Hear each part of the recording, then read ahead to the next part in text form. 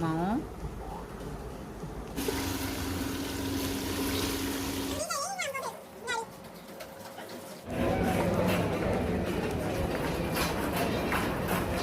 अस्सलाम वालेकुम, कैसे हैं सब लोग। उम्मीद है सब लोग बहुत अच्छे होंगे, ठीक ठाक होंगे। तो आज की व्लॉग की शुरुआत करते हैं।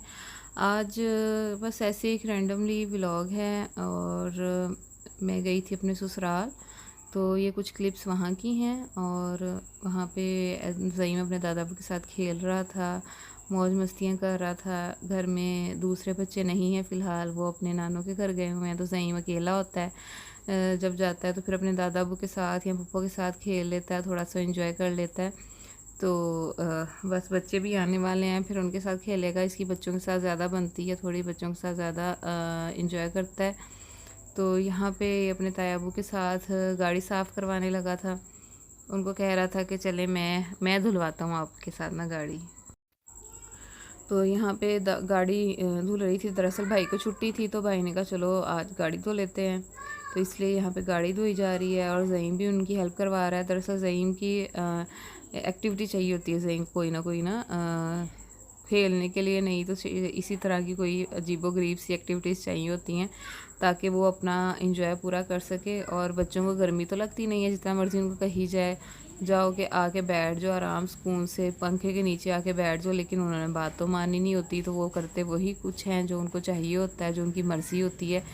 तो इसलिए फिर ये देखें पसीने से फुल भरा हुआ है, लेकिन उसने बैठना नहीं है एक जगह पंखे के नीचे। यहाँ पे दादा अबू के साथ वो बैट बॉल खेल रहा है। जैसे कि मैंने आपको बताया कि बच्चे घर में नहीं हैं, तो जिसकी वजह से वो अपने दादा अबू के साथ खेल लेता है या पप्पो के साथ खेल लेता है। नहीं तो फिर मेरे साथ, अगर मैं बिज़ी हूँ अपनी छोटी बेटी के साथ, तो फिर वो दादा अबू के साथ खेल लेता है। तो यहाँ पे मेरी भाभी ने अपना सूट कढ़ाई किया था, तो मैंने कहा चलो मैं आप लोगों को दिखाती हूँ। ये उन्होंने खुद कढ़ाई की है इसकी, यहाँ पे कढ़ाई कर रही थी। तो मैंने कहा चलो मैं आप लोगों के साथ थोड़ी सी शेयर करती हूँ किस तरह की कढ़ाई वो कर रही हैं। कितने दिन हो गए हैं वैसे उनको वो ये कढ़ाई कर रही हैं। इंशाल्लाह ये कंप्लीट होगा, फिर वो स्टिच करेंगी, पहनेंगी, तो मैं आप लोगों को दिखाऊंगी।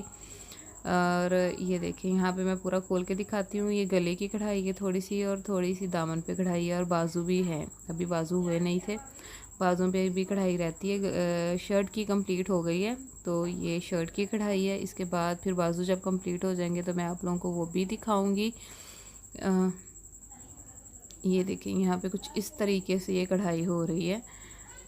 अच्छी लग रही है। ब्लैक के ऊपर ये सारे कलर बहुत खिल के आते हैं। वैसे भी कुछ भी अगर आपको आता है, अगर जब तक आप उसकी प्रैक्टिस ना करो तो वो फिर आपको भूल जाता है। जो चीज़ भी है आपको आती है तो ज़रूर आप उसको सीखें। और ये नेक्स्ट डे हो गया है स्टार्ट। तो मैं जा रही थी हॉस्पिटल, क्योंकि मेरी सास का ऑपरेशन था पित्ते का। उनके पित्ते में पथरियाँ हैं, तो डॉक्टर ने मंडे की डेट दी हुई थी। तो बस इसलिए हमारे घर के पास हॉस्पिटल है, वो राबिया ट्रस्ट हॉस्पिटल, तो वहाँ पे जा रही थी।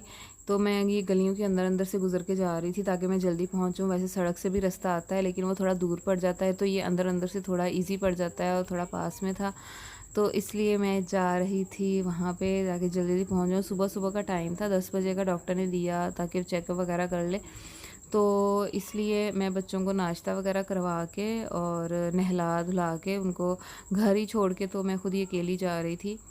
तो यहाँ पे मैं हॉस्पिटल पहुँची हूँ। हॉस्पिटल पहुँचने के बाद फिर हम लोगों ने रूम लिया। वहाँ पे रूम में बैठे हुए थे आराम से, क्योंकि डॉक्टर ने ड्रिप लगा दी थी।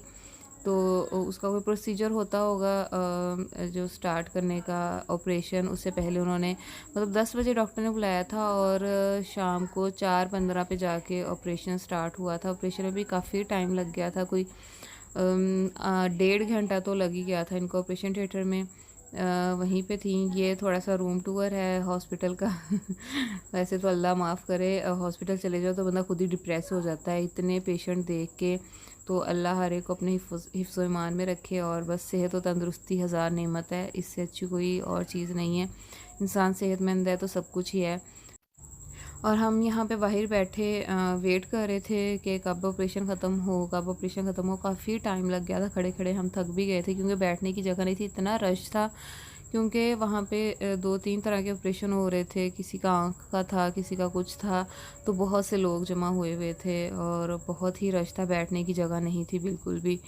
तो बस यहाँ पे ऑपरेशन होने वाला ही था तकरीबन कंप्लीट, क्योंकि ये देखें बाहर ले आए हैं।